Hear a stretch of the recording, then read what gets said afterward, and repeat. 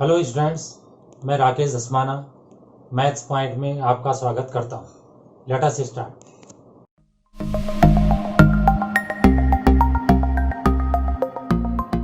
यही advance 2018 maths solution के अंतर्गत एक क्वेश्चन देखिए।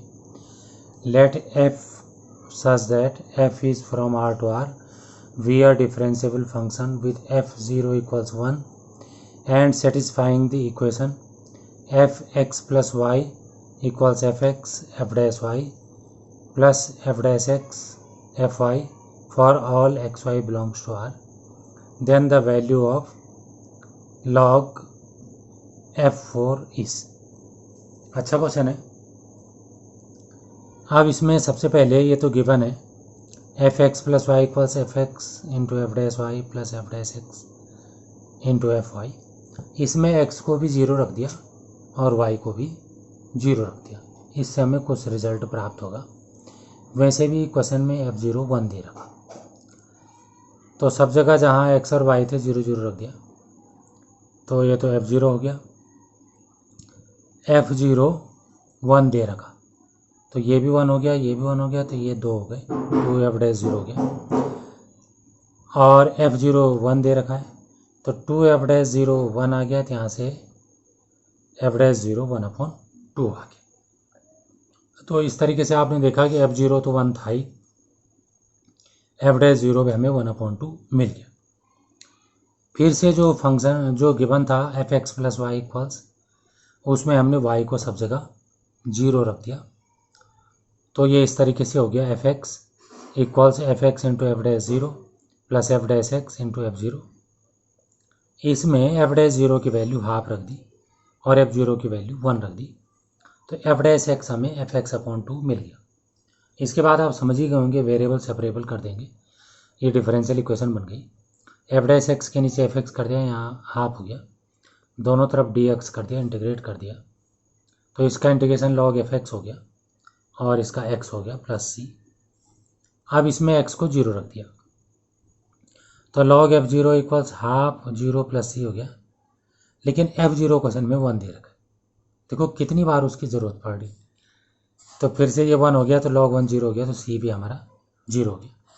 c को वापस इसी में रख दिया, तो एफ एक्स बराबर लॉग एफ एक्स बराबर x/2 हो गया।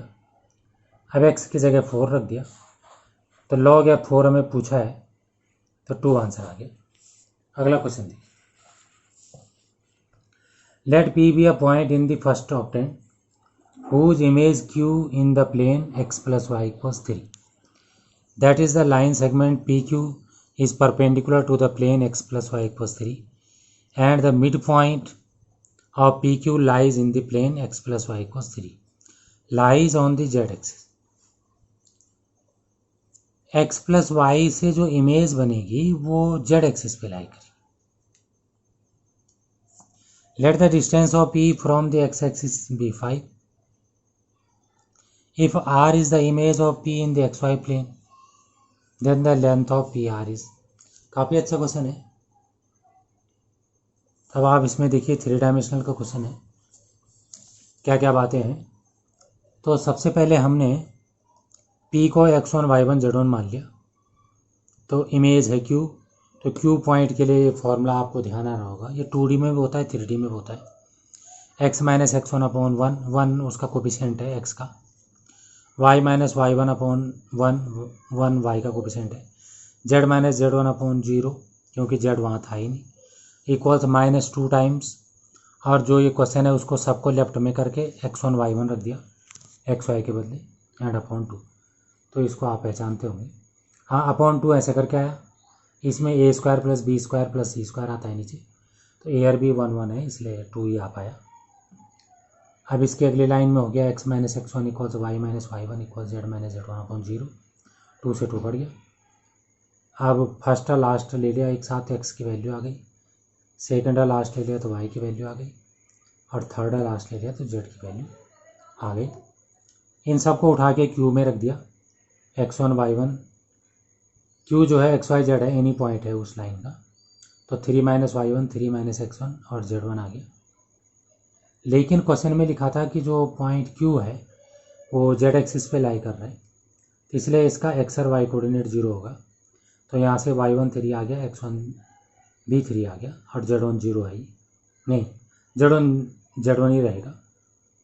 तो इससे हमें P पॉइंट के कोऑर्डिनेट मिल गए। क्वेश्चन में लिखा था कि P की जो है z एक्सिस से डिस्टेंस 5 है, तो z एक्सिस से इसकी डिस्टेंस निकाल ली x एक्सिस से। तो x एक्सिस से डिस्टेंस होती है √y² प्लस z², इसमें वैल्यू पुट कर ली। तो यहाँ से z1 की वैल्यू 4 आ गई। तो अब हमें P334 मिल गया। अब जो r है, r क्या है? If r is the image of P in the xy plane, xy plane में जब इमेज निकलेगी तो जो z कोऑर्डिनेट होगा वो जस्ट अपोजिट हो जाएगा। 4 है तो -4 हो जाएगा, जितना वो ऊपर है xy प्लेन के उतना ही नीचे को ले लेंगे और xy रिमेन सेम। तो इस तरीके से हमें r की वैल्यू मिल गई। तो PR जो डिस्टेंस है वो 8 हो गई, क्योंकि ये 4 ऊपर है और 4 नीचे। तो इस तरीके से क्वेश्चन हो गया। अगला क्वेश्चन देखिए, consider the cube in the first octant with sides OP, OQ and OR of length 1 along the x-axis, y-axis and z-axis respectively, where O000 is the origin. Let S 1/2, 1/2, 1/2 be the center of the cube and T be the vertex of the cube opposite to the origin O, such that S lies on the diagonal OT. वो तो clear ही हो गया, जब centre हो जाएगा वो तो centre दे रखा था क्यूब पे, तो वो तो हर एक डायगोनल पे लाई करेगा। 4 डायगोनल यहाँ पे होते हैं। तो P इक्वल्स SP है, Q इक्वल्स SQ है, R इक्वल्स SR है एंड T इक्वल्स ST है। Then the value of P cross Q cross R cross T का मॉड इज। अच्छा क्वेश्चन है। इसमें हमने एक क्यूब बना दिया, यहाँ पे 0 0 0 ले लिया, इसका जस्ट अपोजिट 1 1 1 ले लिया। x एक्सिस पे 1 0 0, y एक्सिस पे 0 1 0 और z एक्सिस पे 0 0 1 ले लिया। और जो क्वेश्चन में गिवन था उसको फॉलो करा। P जो है SP है, तो SP होगा OP minus OS, position vector of P minus position vector of S, दोनों के पोजिशन वेक्टर रख दी और सॉल्व कर लिया तो ये आ गया। इसी तरीके से Q SQ है वो भी आ गया, और R जो है SR है वो भी आ गया, और T जो है ST है वो उसकी वैल्यू आ गई। सबकी वैल्यू हमें मिल गई है वही माइनस करके।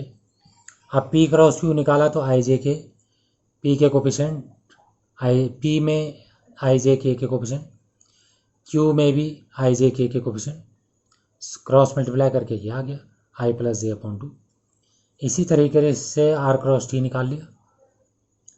अब इन दोनों का भी क्रॉस प्रोडक्ट कर दिया है क्योंकि इसकी ज़रूरत है।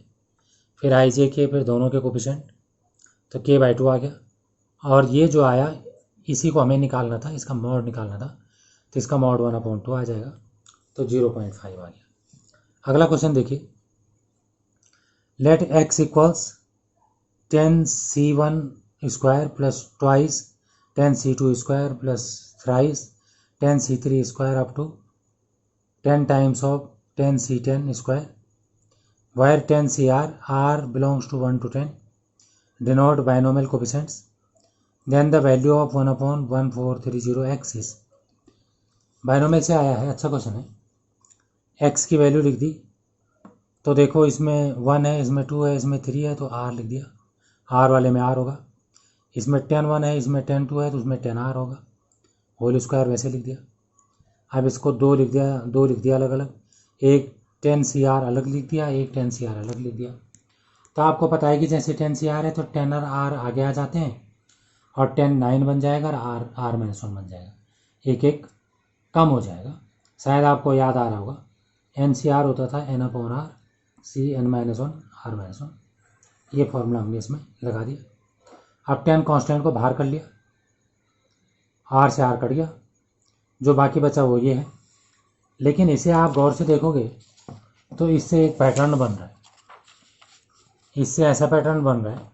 r को पहले 1 रख लीजिए, तो ये 9c0 हो जाएगा और ये 10c1 हो जाएगा। 2 रखिए तो 9c1 हो जाएगा, ये 2 - 1 1, और ये 10c2 इस तरीके से रख दिया। तो ये हमें नया रिज़ल्ट प्राप्त हो गया है।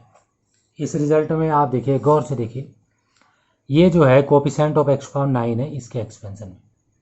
अगर कोई इसे एक्सपेंड करेगा तो पहला टर्म आएगा 9c0 और x की पावर 0 आएगा, तो इसका पहला टर्म, और इसका पहला टर्म आएगा 10c1 और x की पावर 9। लेकिन यहाँ पे पहला नहीं लिखा है, यहाँ पे अगला लिखा है। तो इसका दूसरा वाला आएगा 10c1 और x पावर 9। तो ठीक हो गया। इसके कांस्टेंट वाले का इंटू इसके 1 वाले से कर दिया, तो ये आ गया। अब इसमें जिसमें x की पावर a है और इसमें जिसमें x की पावर 8 है उससे इंटू कर दिया, फिर अगला, फिर लास्ट में पहले वाले में x की पावर 9 है और दूसरे वाले में x की पावर 0 है, तो उन सब का इंटू। तो इसका मतलब ये जो लिखा है वो कोफिशिएंट ऑफ x पावर 9 इतना है। अब इन दोनों का इंटू करके x power 1 plus x power 19 आ गया। अब इसको एक्सपेंड करेंगे तो एक जगह में ऐसा आएगा c 19 9 और x की पावर 9, तो वो वाला हमने सेलेक्ट कर लिया, वो x पावर 9 का कोफिशिएंट हो गया। अब इसकी वैल्यू निकाल ली, ये कैंसिल कर लिया ऊपर नीचे, इसको आप चाहो तो निकाल लेना। फिर निकालनी वैल्यू 1/1430x है, तो ये भी लिख दिया मैंने, इससे और कैंसिल हो गया, तो लास्ट में 646 हमारा आंसर आया। थैंक्स। अगर आपको वीडियो पसंद आई हो तो इसे लाइक करें, शेयर करें, सब्सक्राइब करें और लेटेस्ट वीडियो जानने के लिए बेल आइकन को प्रेस करें। और अगर आपका कोई डाउट हो तो फीडबैक में मुझे शेयर करें। थैंक्स।